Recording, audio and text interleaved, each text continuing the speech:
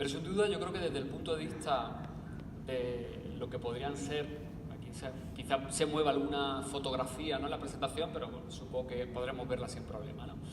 Yo creo que el elemento definitorio, ¿no?, de lo que singulariza a esta cuarta ola del feminismo es lo que he puesto ahí con letras grandes, ¿no? El foco en todo lo que tiene que ver con la desigualdad y muy especialmente la explotación y la violencia sobre las mujeres como fenómenos globales, ¿no? Y cómo en esa explotación y violencia sobre las mujeres confluyen el patriarcado y el capitalismo en su versión más neoliberal, ese neoliberalismo salvaje más extremo que estamos viviendo en la actualidad, ¿no? Yo creo que sin duda ese es el foco que especialmente nos está poniendo sobre la mesa esta cuarta ola del feminismo. Todo lo que tiene que ver, por otra parte, con un clásico, ¿no?, del patriarcado, ¿no?, que es el uso del cuerpo de las mujeres, de la sexualidad de las mujeres, de las capacidades reproductivas de las mujeres al servicio de los hombres para satisfacer los intereses y las necesidades de los hombres, ¿no? Por eso no es casualidad que ahora tengamos abierto debates como, por ejemplo, el de los vientres de alquiler, o que se haya vuelto a reabrir el debate sobre la prostitución, o que, como decíamos antes, el acoso sexual o las agresiones sexuales se hayan convertido en uno de los focos principales de la crítica feminista, ¿no? Todo eso tiene que ver, insisto, con esa capacidad dominadora y controladora del hombre, del sujeto varón, sobre el cuerpo, la sexualidad, la reproducción de las mujeres, ¿no? Como dice la experta, sobre todo en violencia, ¿no?, Rita Segato, el patriarcado siempre se ha inscrito sobre el cuerpo de las mujeres, ¿no? Y ahora vemos cómo se produce de nuevo esa inscripción con otras técnicas, con otras prácticas o con las prácticas de siempre, pero que se acomodan a la realidad del siglo XXI, ¿no? Hay que tener en cuenta que una de las características más evidentes, ¿no?, del patriarcado es su capacidad de adaptación, ¿no?, que es lo que también explica su supervivencia, es decir, cómo a lo largo de los siglos el patriarcado se ha ido adaptando a nuevas realidades, a nuevos contextos sociales, a los cambios evolutivos de las sociedades, pero ha mantenido sus estructuras principales de poder. Toda esta concepción explotadora, ¿no?, de las mujeres, que por supuesto es alimentada por una creciente desigualdad a nivel global, por una feminización de la pobreza, ¿no?, que es fruto, pues, de un modelo de políticas económicas neoliberales que justamente aumentan, ¿no?, la vulnerabilidad de las más vulnerables, que son ellas, que sois vosotras. Se acomoda además perfectamente, como os decía antes, con esa lógica economicista del mercado, ¿no? Y aquí se produce toda una conexión brutal desde el punto de vista de los derechos humanos, ya no simplemente de las mujeres, sino de los derechos humanos en general, que es la idea de entender que el sistema tiene sobre todo que satisfacer nuestros deseos y que esos deseos pueden convertirse en derechos gracias al dinero. Esa ecuación que os pongo aquí es una de las ecuaciones básicas del modelo neoliberal y del sistema capitalista, ¿no?, llevado a este extremo neoliberal, ¿no? La ecuación que hace que, a través del dinero, los deseos individuales podamos entenderlos prácticamente como derechos. Esa es la lógica que está detrás, pues, por ejemplo, de todo el debate en torno a la maternidad subrogada o, por ejemplo, el debate que también podríamos plantearnos en torno a la explotación y la trata de mujeres con fines de explotación sexual, ¿no? Fijaros cómo finalmente el sistema capitalista es un sistema que se apoya fundamentalmente en la idea de la generación de deseos, ¿no?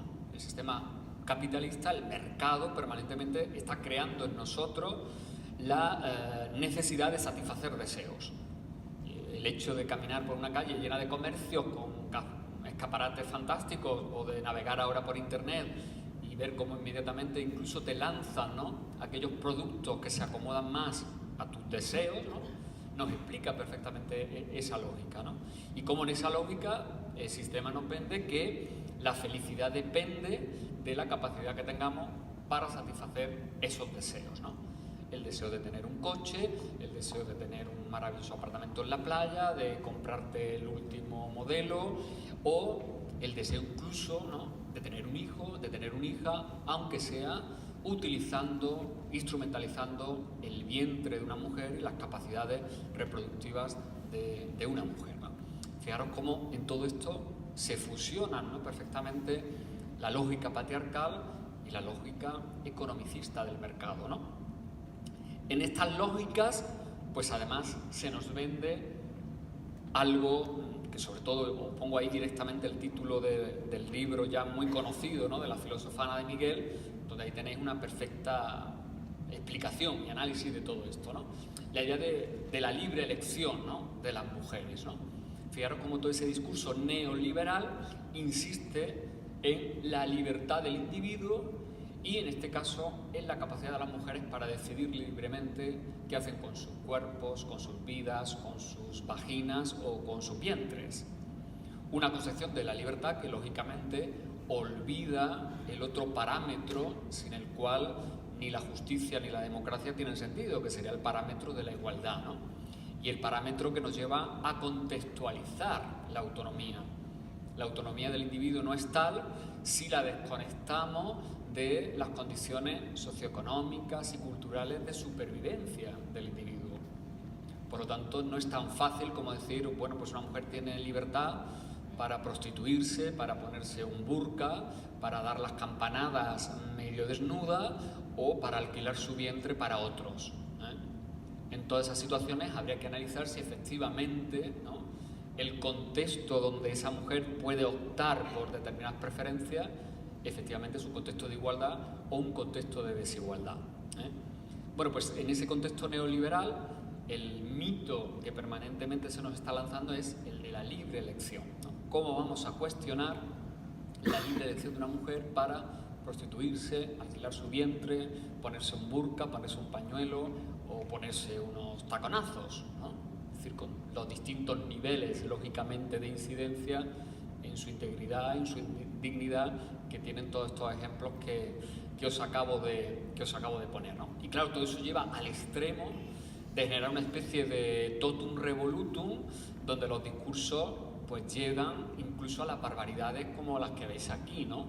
Estas últimas declaraciones de Albert Rivera sobre los vientres de alquiler, cuando decía hay algo más bonito que concebir un hijo para otra mujer, e incluso en esas declaraciones hablaba que eso era casi un acto feminista, ¿no?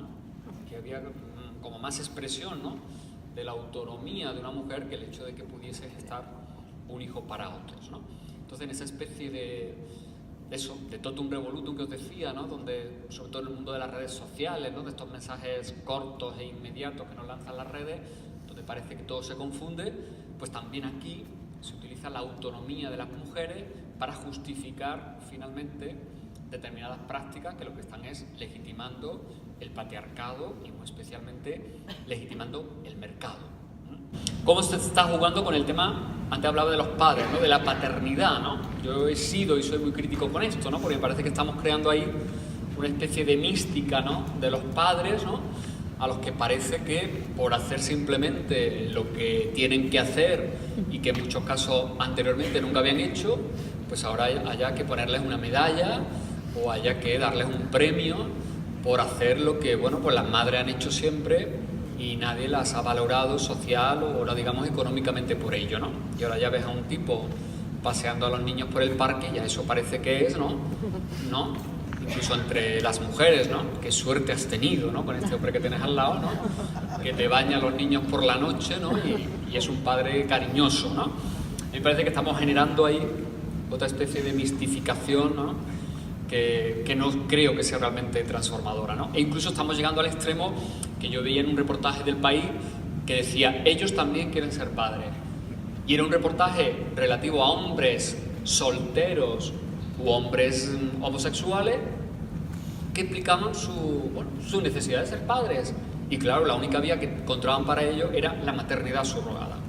Entonces era con todo un artículo de glorificación del deseo de todos estos hombres de ser padres, que bueno, pues, ¿qué vamos a hacer? Es que de momento los hombres no podemos parir ni podemos tener niños, ¿no? Por lo tanto, es decir, el derecho en este caso no creo que en todo caso tenga que hacer factible lo que de entrada biológicamente no lo es. Por lo tanto, esto que es un deseo de algunos individuos, como decía antes, no creo que deba convertirse en un derecho, ¿no?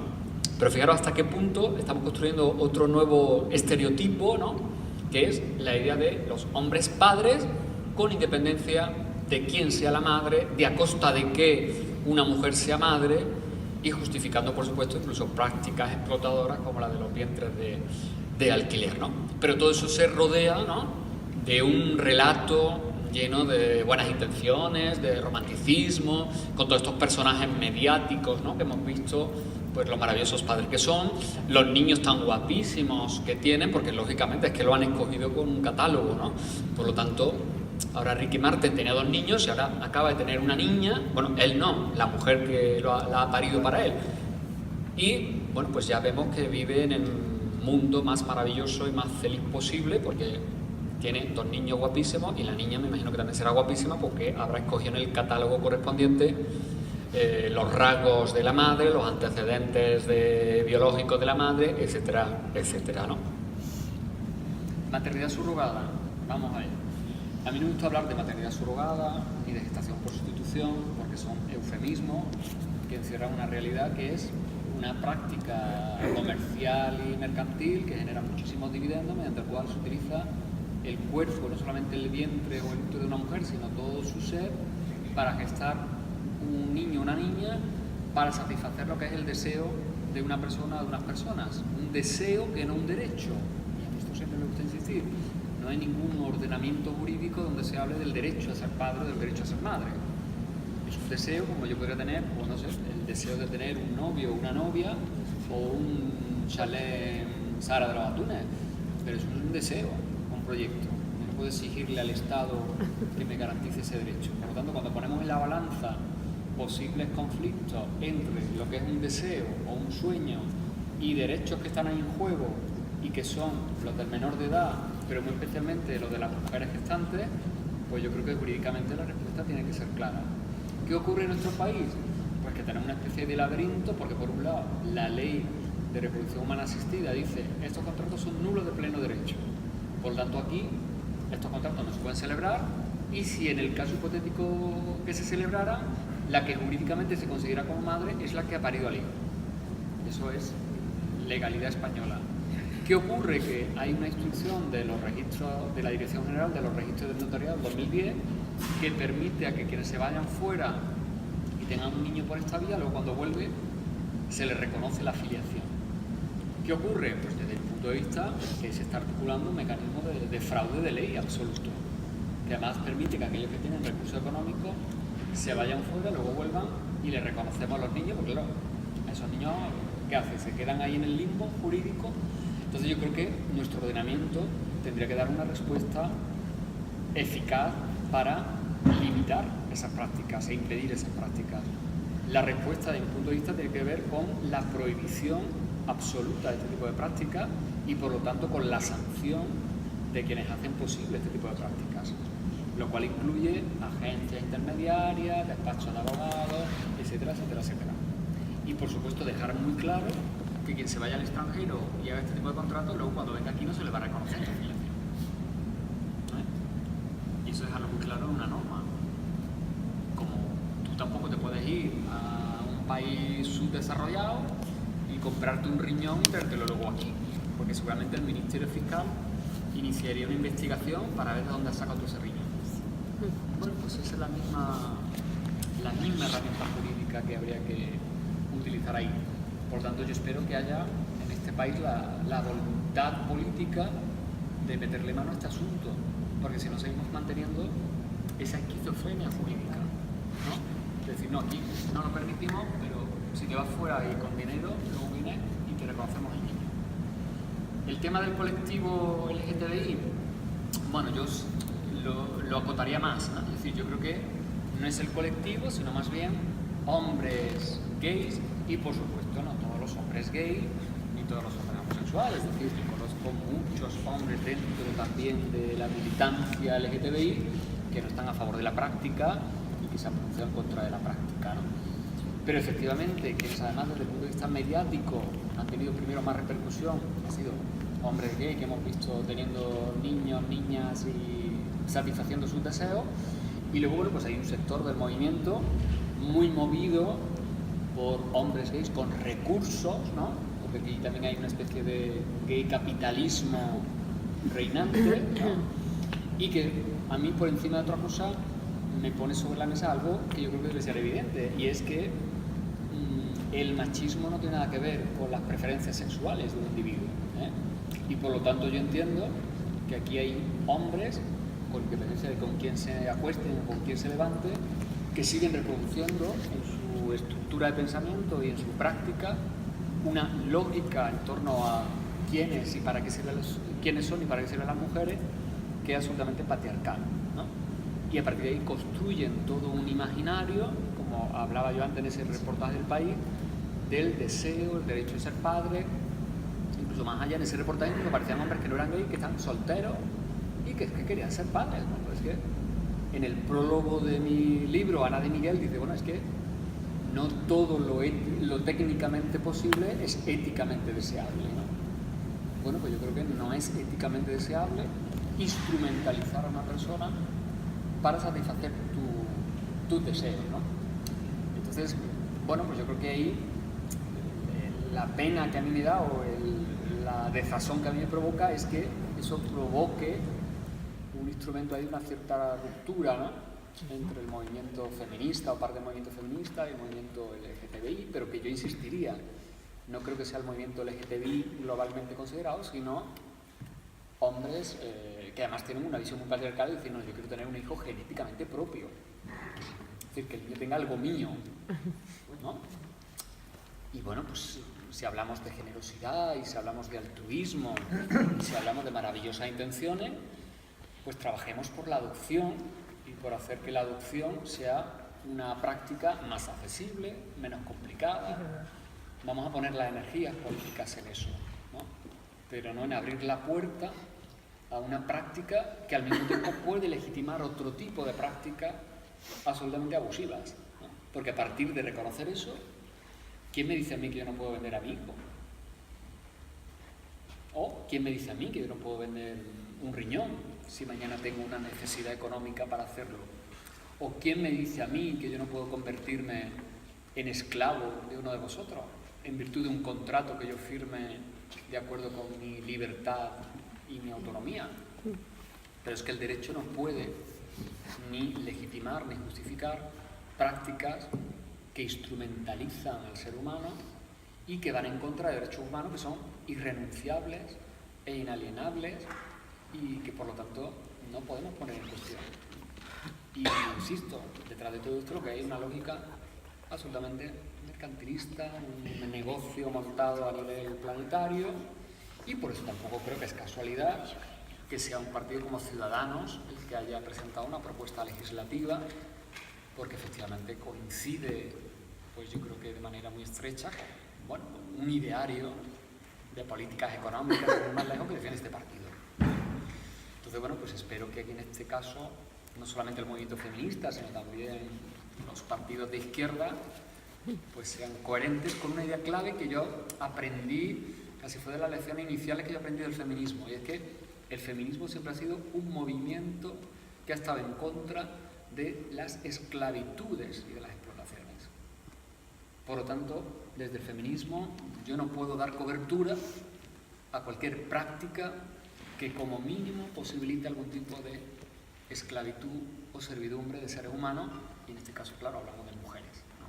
Entonces, desde esa lógica abolicionista, pues evidentemente yo no puedo justificar que haya prácticas como la de los vientres de alquiler o como ni siquiera tampoco la prostitución, que a mí me parece que van de la mano.